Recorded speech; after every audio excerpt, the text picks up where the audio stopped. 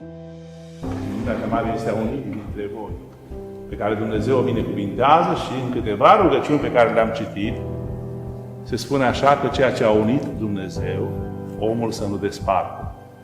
Adică această unire a voastră este după voia și cu puterea lui Dumnezeu. Când avem în minte această stare, atunci trebuie să știm că toată viața noastră nimic nu poate fi mai puternic sau mai dezminător între voi decât puterea lui Dumnezeu. Dumnezeu însă nu vrea niciodată să vă terminați. Dumnezeu vrea să vă păstreze și să vă păstrați intactă această unitate, dacă se căsnicii, până la sfârșitul vieții voastre.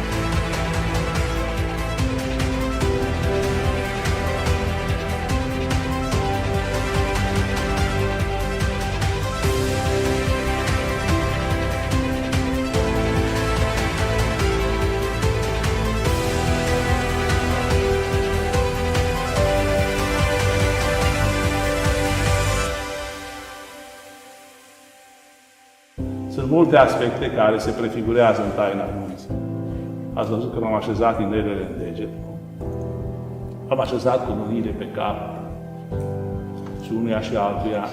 Ați sorbit din paharul mântuirii cum cânta dascălul împreună din același pahar. Deci arată Biserica că toate aceste prefigurări ale vieții creștine, ale unei familii întemeiate, se petrec aici, adică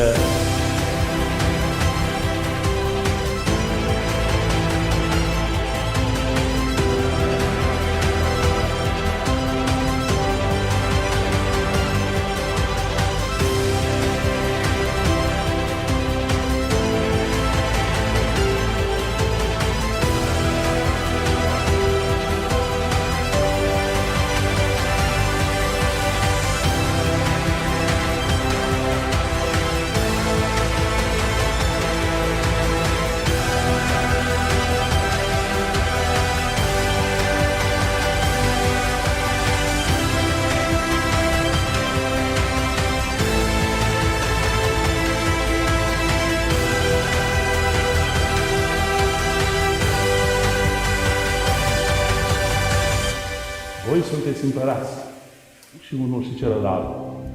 Dar împărățiți nu unul peste celălalt, ci împărățiți peste patimile voastre, peste neputințele voastre și trebuie să trăiți aidomā împăraților, adică la înălțime maximă.